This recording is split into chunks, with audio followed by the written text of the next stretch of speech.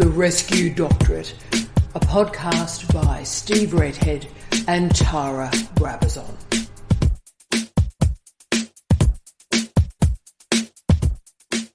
Hello, I'm Tara Brabazon. I'm the Dean of Graduate Research at Flinders University, and we're conducting this podcast today right at the end of 2017. And on behalf of Steve and I and all our great colleagues in the Office of Graduate Research at Flinders University, we want to say a big thank you to all our mates, all the wonderful listeners around the world. And we've accompanied you, I believe, through walks on beaches, on exercise equipment, on your way to work, and we've loved being your companion through those times.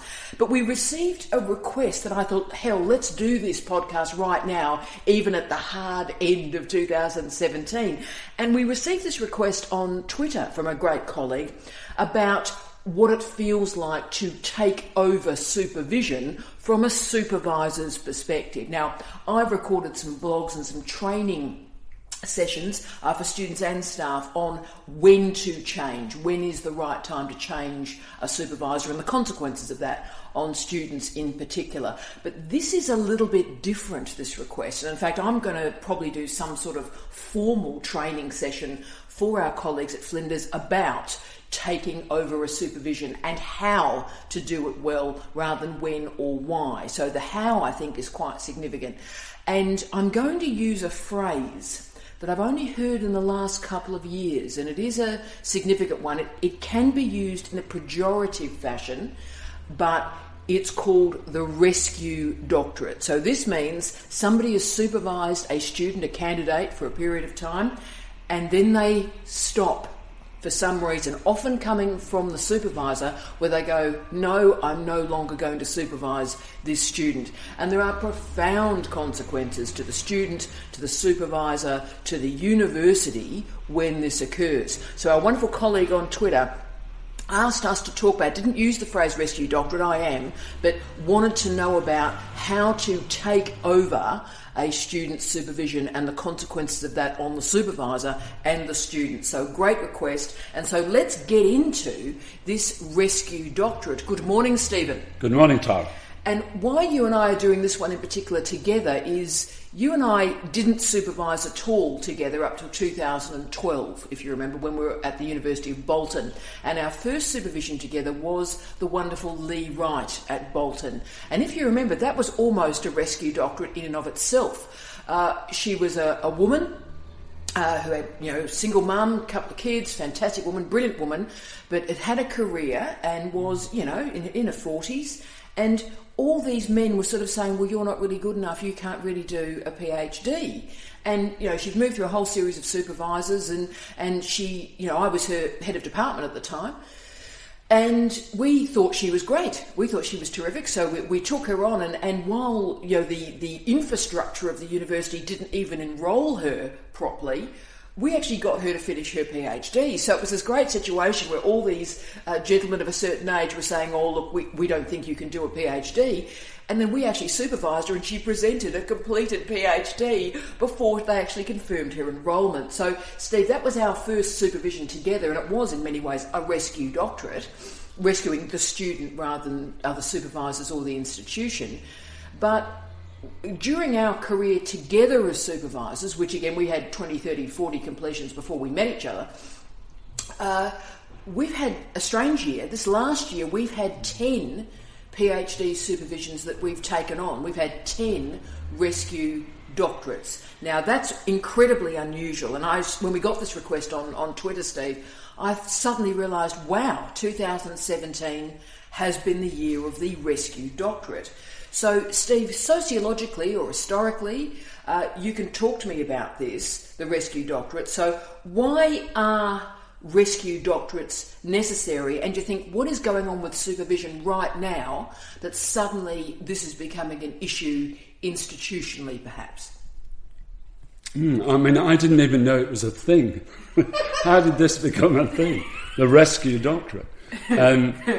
No, as you say, Lee Wright was the first one. I think may have done one before that on my own. I've supervised to success, to completion, 37 PhDs, and in the majority of them, certainly in my early days, I didn't ever take over any students. There was no need to. No. There was no need to. And I've noticed, particularly in this last 12 months, where I have taken on quite a few, that these students certainly, it wasn't a matter of rescue. They were very good students in all their diversity. And quite honestly, I couldn't understand why they got to a point where they'd almost given up. Yeah. And that the supervisors maybe had walked away or whatever had happened. Question their intellectual expertise, to question the intellectual ability of the student. Yeah, I was stunned. I mean, sometimes maybe they were non-standard, which is, as you were saying about the Lee Wright case, and she was a very good student and passed at the University of Bolton, did a very good PhD, and we helped by installing some procedures, Stephen Torres' top tips, basically, which we have now refined and honed. Yes. And they work. I think they're tried and tested and they work. So I think that's quite an interesting issue. So maybe it is a matter of supervisors at whatever stage of their career actually having to develop their own style and maybe their own procedures and protocols for getting people through. And it's definitely different now. The PhD supervision is definitely different because you've got lots of people in non-standard positions. And you have to, as you've often said, supervise the whole family.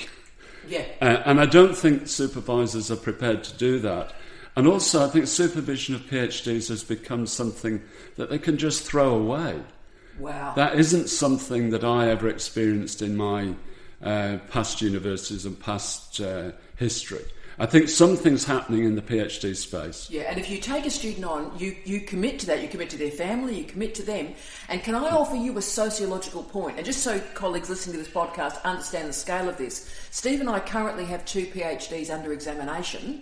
That's the scale of what we're doing. Both of those were rescue doctorates. We're currently drafting to completion. They're on actually my floor now as we speak. 2 PhDs that were rescue doctorates that we're going to get through in the next 3-4 months. In fact, I've got one other. So I've actually got 3 rescue doctorates that I'm getting through before May. So, and when I was asked to sort of think about this topic, when I was prepping the questions for us, Steve, I suddenly realised something, that there is a sociology to the students that we've, inverted commas, taken over from the rescue doctorate, and that is none of them are young men or women. Every single one of the supervisions we have taken over have been of men and women over the age of 40, and indeed in many cases over the age of 60. They've been interdisciplinary, they've been bright, as you've said, they have family caring responsibilities as well. A couple of them have an impairment or a disability, but the characteristic is none of them are the, inverted commas, bright young thing. None of them are under the age of 25. So in terms of the research I do on the deficit doctorate, and I've got a few pieces that are out and some more work coming in that area, that's quite significant to me because supervisors perhaps are seeing a version of their younger selves in the younger students, that actually they're able to get, oh yes, that's who they were. And so the modelling, the mirroring, if you like, of their past selves is accurate. But when a student becomes not a version of their earlier selves or their ideal selves, they panic and they don't quite know what to do. Have I been cruel there? I suddenly realised... No, I didn't know the sociology. I hadn't thought about it that way. And we have actually got people through in this process. I think it's interesting to note that it's not only a matter of saying, oh, these people are really good, they're actually passed without any problem. So I do think there must be something going on here. Maybe it is that sociological profile. I mean, it could be that more mature students with all their relationships to family and so on that are very different to somebody in their 20s are not prepared to put up with the kind of light touch supervision that very often goes on in universities now, in the neoliberal university, when PhD supervision is just a pain in the arse for a lot of people. And I think we have to say that. Yeah. So maybe it's that, but also I think it's to do with the institution itself. I mean, we're working at Flinders University, and Adelaide in South Australia, but my experience and my connections to other universities around the world suggests that the neoliberal university is really kicking in now. I mean, it always is very strange to me that as neoliberalism fails in the world, in the globe... fails in banking, fails in the economy... It hasn't been seen to fail, or said to fail, in the university system globally. So I think maybe that is the kind of era that we're moving into, and that's why we need processes which soften the effects of the neoliberal university. And I think that's partly what we're doing with our protocols for students that we're, in quotes, rescuing. Yeah, and it is a softer supervision. I mean, we are soft supervised. I mean, we're hard, we rely on standards. Oh, absolutely, not standards. We're very focused on standards, but we're soft in terms of we respect who the student is, we respect their journey, and most importantly, you and I respect intelligence. You and I don't care what package the intelligence comes in. We're very interested in intelligence, and the difference perhaps between you and I as supervisors is we actually read the work. So when a student approaches us and says, look, this has all hit the fan, my supervision's hit the fan, here's the work I've done so far. What I do for the wonderful podcast listeners out there is I print what the student has done out, and before I offer any commentary, I leave it for Steve to read. And I come home at the end of my work day and I say to Steve, what did you think of that thesis from Phil or Michael or Janine? And he goes, there's good solid scholarship there. Yeah. There's very good scholarship there. There's no problems there at all. We can get this one to completion. And as I said, the weird thing is we've taken on these 10. Every single one of them is completed. Every single one of them has moved through examination easily. So the idea that supervisors were saying this person's not very bright, this person hasn't got the work, is wrong. It is wrong. And I think the point about the protocols, for example, your argument about 10 reads. Yeah, the 10 drafting iterations. And things like that we've been able to implement successfully on a long-term basis, so it works. Those protocols are actually, of course, happening in the later stages of the supervision. In terms of rescue doctorates, we're taking over supervision at a late stage. Yeah. So the processes that we're implementing, which are the successful ones, are coming late in the piece. Whereas I think a lot of the time, supervisors get very frustrated. They're in themselves under a lot of pressure in the neoliberal university. And PhD supervision is the last thing on their mind. And therefore, if they can get out of that supervision, they often do. I think that's happening around the world. I really do. And that means all sorts of problems for university PhD supervision. But I think if they don't have these latter protocols, or ladder examination protocols, or ladder supervision protocols, even choice of PhD examiners, I mean, things like that are really important. If you don't have that, and I think a lot of supervisors simply don't even think about it, they don't know the processes, they will not get the students through, and that's when the student says, well, you're not doing any good for me, or the supervisor says, you're thick, you can't do it. Absolutely. And so let's get into those challenges if we can. So from a student perspective, what are the challenges for students when they change supervisors? I think the students, and obviously students around the world are listening to us on this podcast, I think you have to be very careful if and when you do change. Boom. I would always counsel against change, even though we've been talking about success here. Well said. So you've really got to go through, by talking perhaps, with friends and colleagues or other people at the university, or in your case, Dean of Graduate Research, I think you have to go through a great deal in order to change. And I think there is a problem when people do change. Yes. So you've really got to have a lot of confidence. I think it's going to be difficult anyway if you change. I think the student has to understand that. It's not going to be a sudden fix. Yeah. It's not going to be a matter of other people doing the work for you, because a PhD, as I've often said on these podcasts, is something that is very lonely. I don't think you can ever get away from that. If you can't, and some people can't do it. Yeah. So the change in supervisor isn't going to change that. That's right. But it is going to change the whole relationship of supervision. You're going to have somebody quite different, with different protocols and processes. And it may work. And I think that's what, I mean, for example, that's what we've found with some of our students who are producing some really excellent work. It was well worth doing.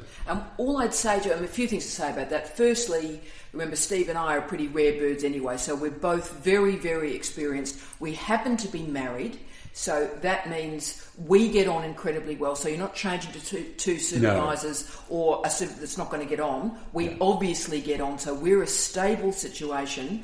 We're also very experienced. We're used to working together. So the students are moving into an already existing system and paradigm of very experienced people. So whatever could have happened has happened to Steve and I. Can I say that's incredibly rare? So, you know, there aren't many husband and wife teams left in universities, and obviously they don't really exist in Australian universities because Australian universities don't want husband and wife teams. No. They don't want it. So this is an advantage that rarely exists in the system. Also, the other thing I say to students, Steve, is that changing supervision is a divorce, and I mean that seriously, it's that serious. And the thing is, if you're remotely happy in the former marriage, if you're remotely happy in the supervision, if there's anything going for it, then for God's sake, stay in it and finish it, right? But if you are in a marriage or if you're in a supervision and you are miserable and there actually is nothing going for it, then you have nothing to lose. You have to get to the point, I think, where you've got nothing to lose by changing supervision. And then you won't have regrets for whatever else happens after that. So you reach the bottom of the barrel, it's over, I'm so desperately unhappy, I just want to put my head in a toilet. When you get to that point, that's the time to change supervision. And as Steve said, come and see people like me, and people around the world love to have a chat with you. I've got the research on this, so I can tell you the strengths and the weaknesses via the research of what happens when you change supervision. Yeah, I think that's the point, that there is an enormous amount now of higher education research, in which you're a leader internationally. And I think this isn't just kind of some subjective opinion, whereas it was in the past. Again, this PhDs were treated in a way which, had the staff room gossip basically around it, rather than higher education research. That's not true anymore. And therefore you can predict and help students by looking at the research. But I still think the student has to be very careful indeed. You're right about it's got to have reached the bottom of the barrel. But what the student doesn't want is to go on to another situation where they're going to have to change supervision again. And that, I've seen lots of that. Yeah, and so again, that's linked in. You don't want to sort of do the parallel to marriage, but then that's the rebound, isn't it? So like you leave one marriage, you've got no idea who you are, you've got no idea what's going on, you've sort of suffered this for 10 years, or 3 years in the case of a PhD, and then you bounce into what you think is going to be a better situation, and that person's a suicidal, homicidal maniac that belongs on a BBC thriller series. So you don't want to be doing that sort of stuff. You've got to know, and this is what I keep on saying to the students, don't have anything to do with anybody in a rescue doctorate that doesn't have an ability and form on rescuing students. So ask them, have you taken students on, and what happened to those students? Ask the question. Yes, ask them. I mean, it reminds me really of the situation in the English Premier League soccer at the moment, where managers like Tony Pulis or Sam Allardyce, who's just gone to Everton. Tony Pulis has actually just gone outside the Premier League to Middlesbrough. But these managers, and they are actually British managers, who are on phenomenal salaries, they've actually become managers. They've rescue managers. In situations over the last 10 years, they've actually, if you actually top them up. I mean, Big Sam. Alan Pardew, Tony Pulis is the best example. But they're all people who've gone to various clubs in failing situations, and they've had protocols and processes. They get the players fit, they get the strategy in place. And then they've implemented them. And actually the club has stayed up in the English Premier League, which means a phenomenal amount of money for the shareholders. I do think it's a bit like that. But can I say again, let's follow that metaphor through. It's not a long-term strategy for success. What it actually does, as happens in institutions, if you've got great rescue supervisors, that's great, we get the students through, but it's not addressing the systemic issue that caused the problem in the first place. No, so you can send in a rescue manager and they can keep the team up, but at the end of the day, the players weren't probably necessarily good enough to sustain it. That's All exactly the rescue manager did was get them fit. Yeah. And Bobby Mank is a very different example where he was actually come in, but actually that was sustainable success because he knew what he was doing. But for a while he was a lunatic. Correct. But I think that's the point, that these rescue managers are great because they go in, they look at a bunch of players that are probably second or third rate, they get them fit, they keep the shape, they've got enough expertise, and all right, this is who we're playing next week, we're playing Spurs next week, this is their strengths and weaknesses, we can play to their strengths and weaknesses, and we can draw. But the trouble is that, and it's the same with the supervision, that the rescue managers need to be rescued by other managers. So Roy Hodgson, for example, is manager of Crystal Palace at the moment, replaced previous rescue managers. Yeah. And I think that's the problem with the supervision, although there are a lot of interesting parallels. So I think that the students need to ask the rescue managers about their experience and what they can offer. Yeah. So I think that's quite an important tip. Yeah. Don't just change for the sake of it. But you may well actually learn from those rescue managers. Rescue supervisors. Both, yeah. Absolutely. and I think that's the point we're making. Maybe what I'm realising, and this comes from this wonderful query we got on Twitter, is this is a whole thing. This is a whole separate thing. This is a whole series of expertise that, and because we've done it, we've actually experientially done it because we're experienced. But actually you can be a fantastic supervisor and not be able to do rescue supervision. And that's my next question. And, I'm sort of living the pain of the last year, really.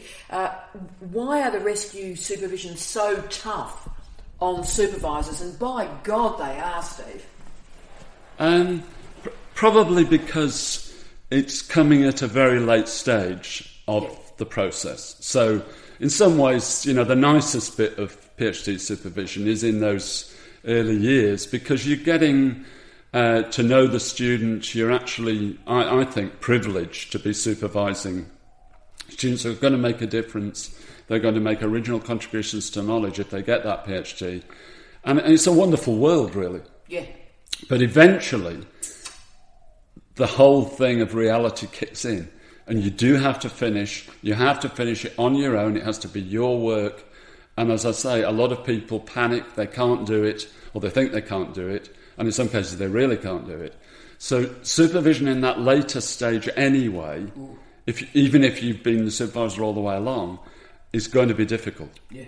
Well, can I say, let's break this down a bit. So why it's difficult, and again, this is experiential as much as we see some of it in the research literature, although can I say this is really undercooked in the research literature too. Right. But what I've found in the work we've done is you can't influence the methods. So you've got the student that already has the data set, the methods, they've configured their sort of theoretical perspective, and so the flaws in the supervision, the flaws in the research are there, right?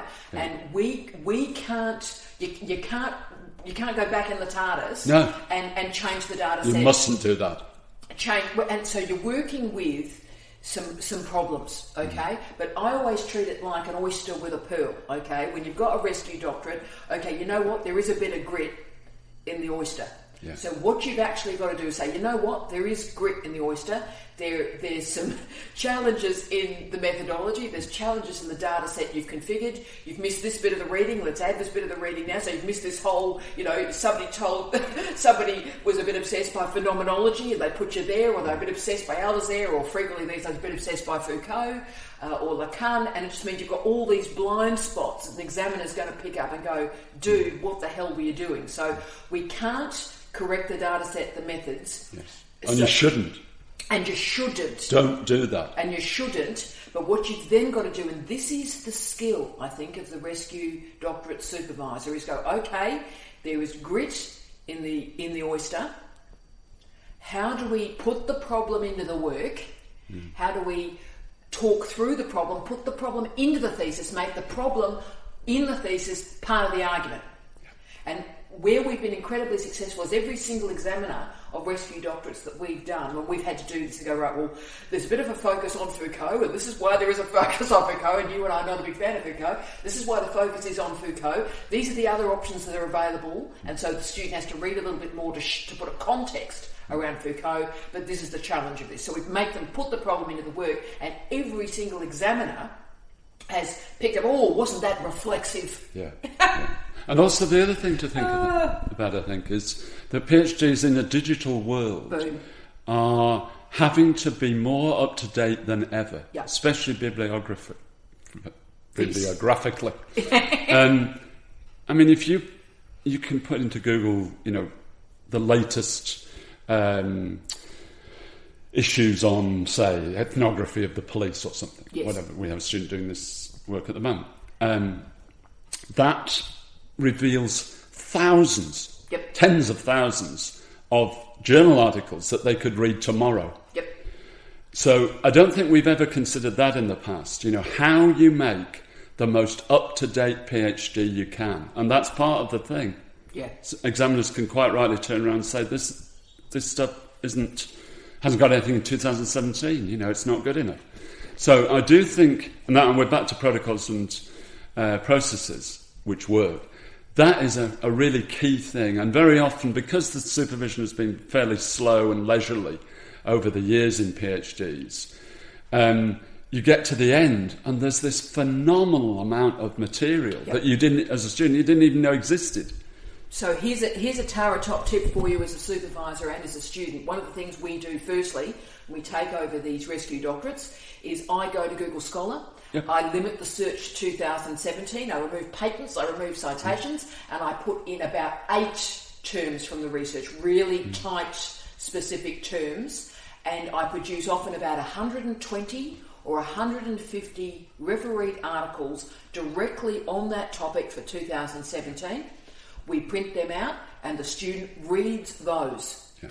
And that makes the thesis look shiny and bright as a button, because I've got like 150 references from 2017 on the specific topic. And that's the gift of 2 things, digitisation, but also information literacy. Because I study research information literacy, I've got a very good sense of the information scaffold, so I can save a student probably a year through information literacy skills and make it look shiny as a button, Steve. And as I tell all our students, both of us, and I'm sure there are many other people when they're examining do the same thing, they read the PhD backwards. Yep. They read the bibliography first, and therefore that alone is something that can, if you don't do that as a rescue supervisor, you're not going to get the student through. And as an ordinary supervisor, I think increasingly people are not getting students up to date, and they're submitting something in 2017 which has the last reference in 2003 or something. I've seen lots of that.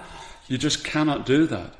No. And also the lagging of, if I can do the theoretical argument too, and this is actually my next question about techniques we'd recommend to supervisors who are taking over the cases. So obviously the information literacy one's important. Also lagged theory too. Yeah. So if former supervisors are not actually up to date, let's say theoretically particularly, because theory is changing at the speed of light at the moment.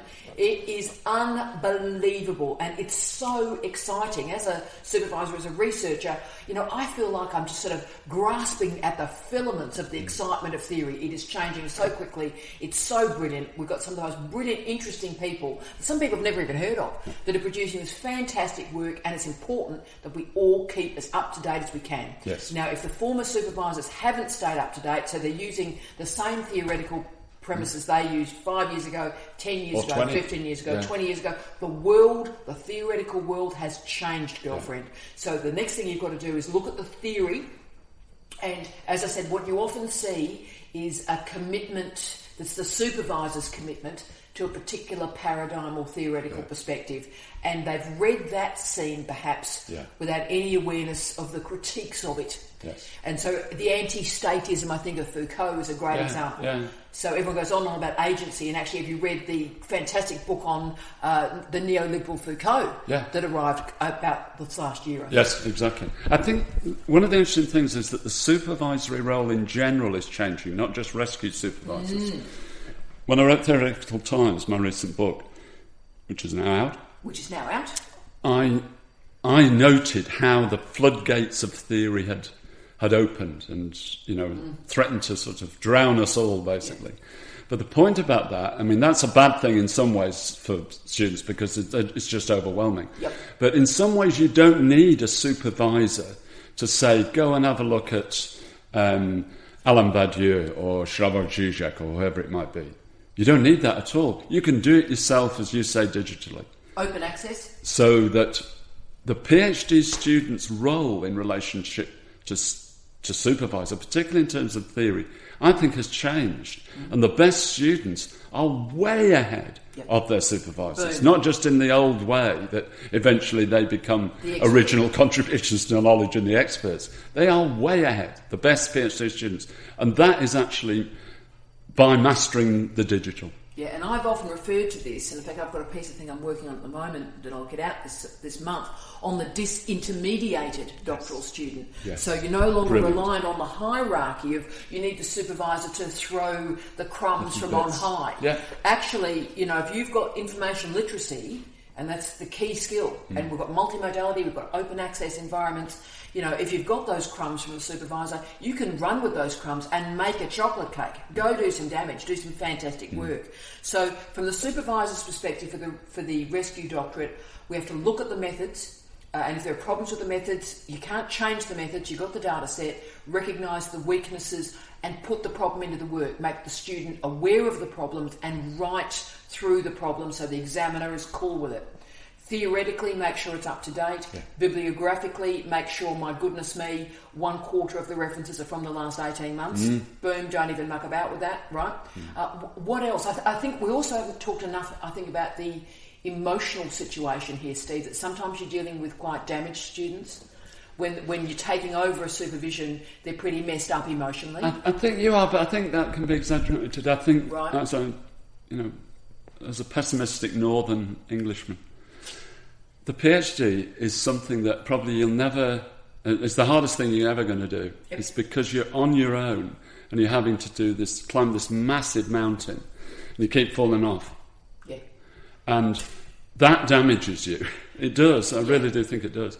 And you're in all sorts of emotional states as you go along in an ordinary environment for a PhD. So I think sometimes it can be exaggerated a little bit that the person who wants to change supervisors is in a worse position than the one who doesn't.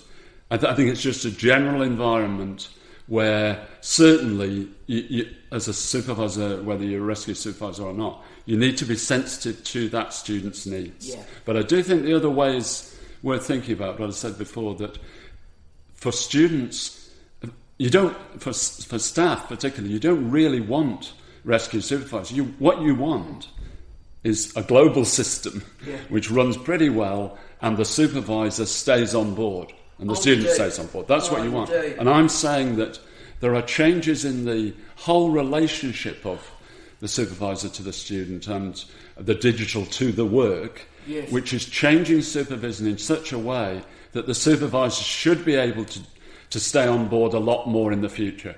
I think that's the key. You don't want to get it to a situation where the divorce is there. But I agree with you, in some cases the students really are damaged and you have to do mostly sort of emotional rescue work. Yeah, and also I'll use a divorce metaphor, it's about reclaiming trust. It is, yeah. So that's why the students have to do the work with the prospective rescue supervisor. Yeah. Is this person trustworthy? Yes. I often, I'll be a bit crude, I often have that argument, where I say to students, just make sure your supervisor is not a dickhead. Yeah. There is a dickhead quotient, right? Is this supervisor a dickhead? If they're not a dickhead, that's a good thing. So make sure the rescue supervisor is a decent human being and then trust them. So you've got to, because you haven't got a lot of time, you've got to build the trust as quickly as you can. Trust is crucial. And I think trust is crucial in the whole supervisory process. Yeah. I think you've rightly said too, trying to stop supervisors doing dummy splits is really where the problem only exists because supervisors have walked away. We need to stop supervisors walking away, and part of it is, I think, recognising the responsibility in tough times of being a supervisor. And the enjoyment, the sheer enjoyment of working at a high level with a student who's going to make a difference. I think we should emphasise that a lot more than we do in universities, rather than the whole thing being a chore. It's a privilege to supervise. It is. Full stop. Last question, and we've addressed it slightly. Let's make this crunchy now. How can the rescue doctorate be avoided? How do we render this system stable so that people like you and I don't have to take on, 10 PhDs in a year and try and solve pretty difficult problems? Well, certainly I think we have to do what you do and your office does, which is update training methods. Boom. Which sounds boring, but actually what it does is show that there is a change in the relationship between supervisor and students in this, the second decade of the 21st century. Things are changing. Things have changed. Supervision is, partly through digitisation and globalisation, is actually much better than it was in the past. I know we're picking out situations of difficulty, but I think the potential for good supervision, particularly with updates in training and studies in higher education itself, they should be showing us how much better and easier it is. And I think we've just got to get on board. There are too many people who are living in the past in terms of supervision who have that old Oxbridge model, which at one time in the 1950s was fine, but that isn't the case anymore. Well, what do you put in its place? We've got possibilities of new models with lots of research backup, sort of things you show on your vlogs. It's astonishing what is out there. Let's just implement it. Yeah, and if it does help, and again, I'm happy to share this with colleagues around the world that are listening to this, that are outside of Flinders or outside of Australia, the professional development that we've implemented at Flinders has done incredibly well, and I've worked incredibly well with our very intellectually generous colleagues. But how we've handled it is I've done a sort of video, it's a flip training, so they get a bit of content, but then what we do in the hour, which is just simply 1 hour in a lunchtime, so I'm not going to take people's time, is we look at scenarios. So if a student does this, or this student situation occurs, what are you then going to do? So we present 5 or so of those scenarios. So in real-time supervision, if this occurs, what are you going to do? And so you've already got a trajectory to move a student or move yourself out of this situation and to something better. So I think that the PD, has been really important. I think it's absolutely crucial. And so you've got best practice. That's what the universities around the world should be doing. Yeah. And the other point I'd just like to raise at the end, which is the bit of this that's torturing me, and as I say, I do a lot of work on the deficit doctorate and disempowered students from diverse backgrounds coming to PhDs, and this is a concern for me. So I think we as supervisors have to recognise that when students are arriving in our universities, they are whole people. Yes. We're not completing them. They are whole people with lives and loves and disappointments and challenges, and we can't supervise them as we were supervised. No. They're different from us. And that's my point that I endlessly talk about, which makes people crazy, which is the difference between experience and expertise. Experience is just you, and if I'm a white woman, you're a white bloke, right? Went to elite universities, probably supervised. You were supervised very well. I was supervised very badly. But we have presented a white face to the world. We were young PhD students, right? Now, supervising a 60-year-old Indigenous woman is different from supervising a 22-year-old white man. Yeah. And the question for supervisors out there to consider is, what theoretical perspective, what andragogy have you got to manage the differences in the student rather than imposing your stuff on very different students? Yeah, I agree. And inclusivity in the neoliberal university, which we still have, is going to be very, very important. It's an incredibly important trajectory. Universities' rhetoric is, of course we want these students. But actually they haven't got anything in place a lot of the time to treat that person as a whole person. Yeah. And we've got to get onto that as quickly as possible, because that will stop the rescue doctorate. Yeah. Steve, thank you for this conversation. How fascinating was this? We didn't even know this was a thing. I didn't know it was a thing. It's a thing, and we've handled this thing. So I hope for our colleagues on Twitter, you've enjoyed the discussion of the rescue doctorate. There is a lot here, and your inspiration, as always, the great ideas you give us, helped me improve practice at Flinders, and I always try and disseminate it beyond that through open access research as well, and podcasts and videos. So this idea will continue with this, I think, through 2018, and I'll try and create some research and look at exactly what's occurring here, and if our sociological vibe is actually correct about who is moving and changing supervision. Let's get into that. Yeah. Happy New Year to everyone. Happy New Year to everyone. Take care. Thank you, Stephen. Thank you.